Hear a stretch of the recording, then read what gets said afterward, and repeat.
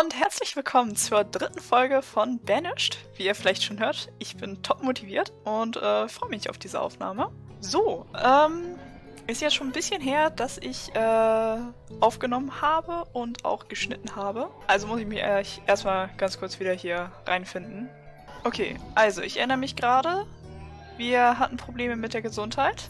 Deswegen haben wir hier unten den Herbalist eingestellt. Ich denke, da können wir das Leben, also beziehungsweise die Gesundheit auch noch ein bisschen pushen. Einen haben wir bei den Hühnern eingestellt. Und wir haben ganz viele Kinder bekommen. Also in der letzten Folge waren es 2. In der ersten war es ein Kind. Tatsächlich denke ich, ist es sinnvoll, wenn wir erstmal die Produktion beziehungsweise die Aufgaben, die die beiden ausführen, laufen lassen. Währenddessen kann ich ja schon einmal ein bisschen weiter erklären, was es denn hier so an Berufen gibt. Hier haben wir den Schmied. Der ist dafür verantwortlich, dass Werkzeuge hergestellt werden. Die Werkzeuge werden ab und an von den beiden, beziehungsweise von der arbeitenden Bevölkerung eingesetzt. Wir können hier einmal zu ihr hier gehen.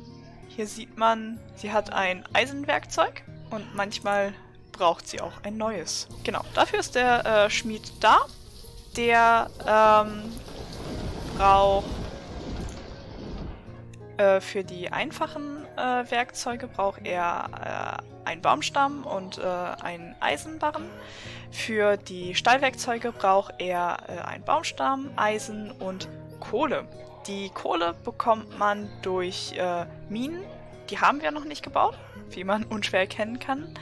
Oder aber man kann auch beim Schmied einfach die Produktion auf die Kohle stellen. Da wir aber auf jeden Fall noch sehr viel Werkzeuge haben, nämlich 33, wir haben mit 50 gestartet, haben wir noch ein bisschen Zeit, bis das nötig ist, dass wir jemanden einstellen. Ein weiterer Beruf, den wir haben, ist der Schneider.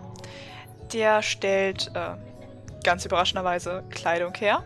Kleidung haben wir noch 42 Stück, also das ist noch weniger dringlich als das Werkzeug momentan.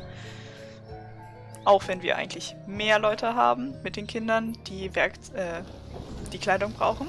Bei ihm gibt es 3 verschiedene zur Auswahl. Es gibt einmal den Ledermantel, der unüberraschenderweise aus Leder gemacht wird. Dann den Wollmantel aus Wolle und dann den warmen Mantel, der aus beiden hergestellt wird, der natürlich auch wertvoller ist.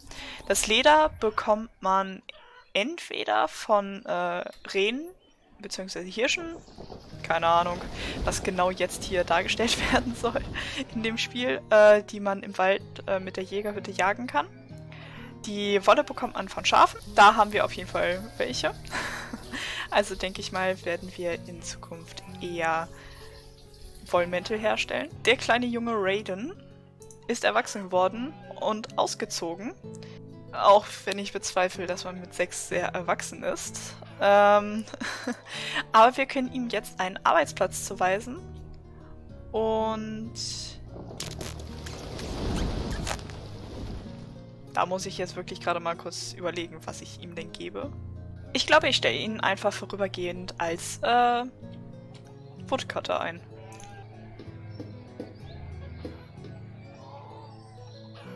Die Gesundheit unserer Leute ist jetzt auch wieder deutlich besser. Deshalb darf unsere Kräuterhexe, oder wahrscheinlich ist es eher ein Kräuterhexer, sich umspezialisieren auf den Jäger. Lege ich einfach mal so fest. Dann haben wir auch Leder im Zweifel.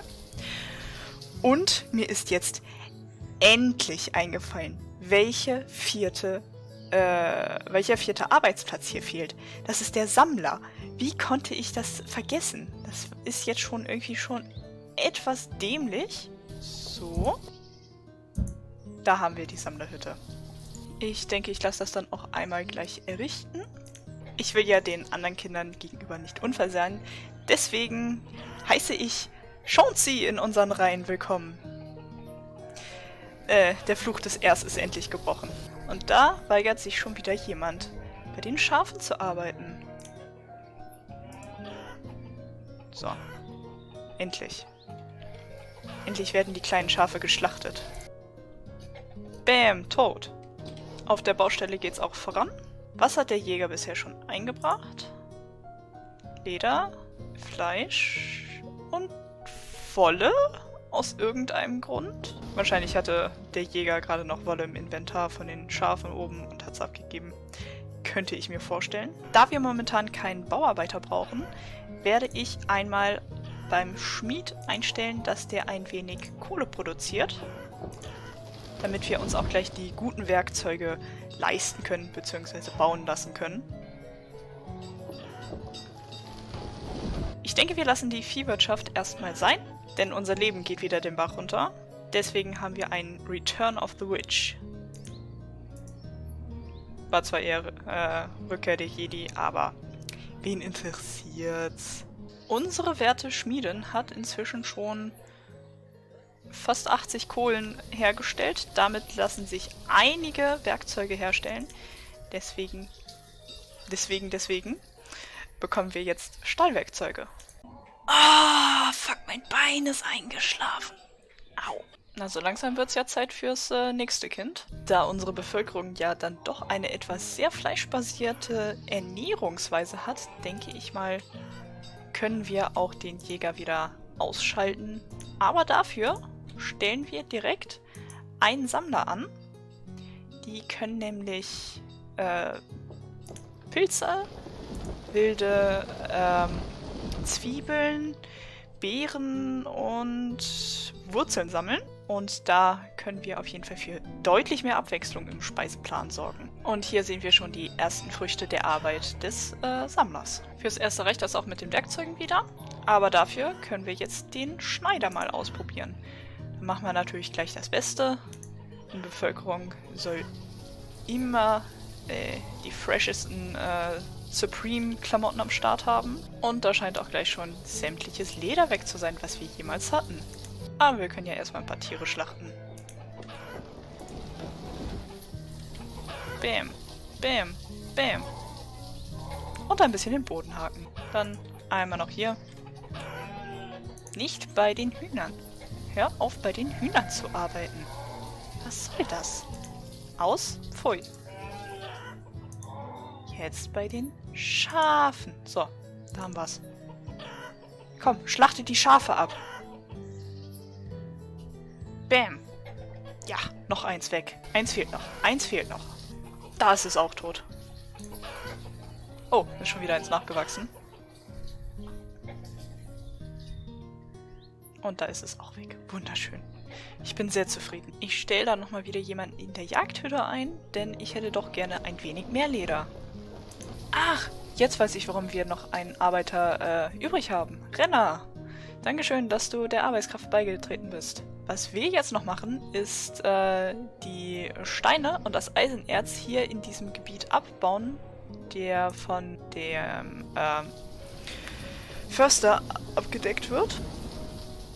Denn dann haben wir mehr Platz, auf dem Bäume wachsen können. Dazu gehen wir hier unten ins Menü und wählen aus, dass alle Steine in einem bestimmten Bereich eingesammelt werden sollen. Sagen wir mal so. Passt.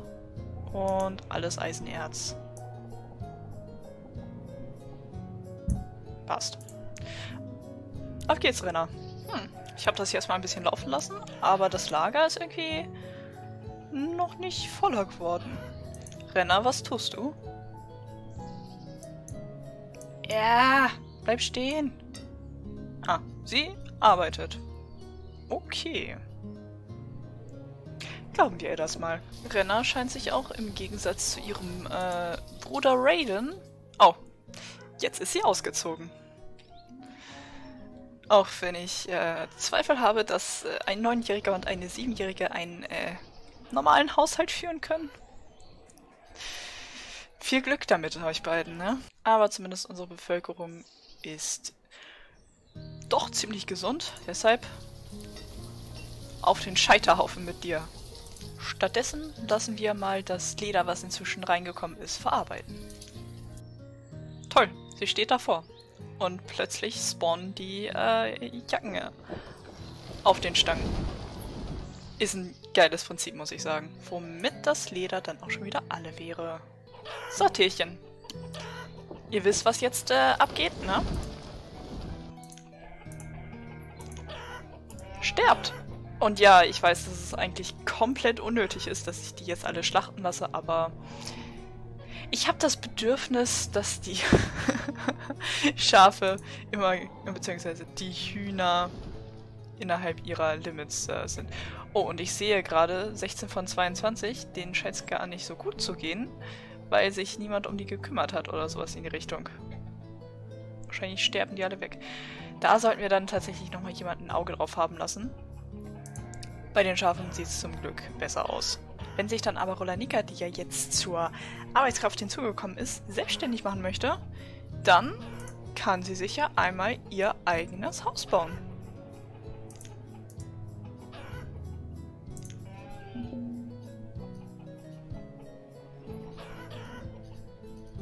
Da haben wir gerade die Meldung reinbekommen, dass unsere Baumstämme bald zu Ende gehen.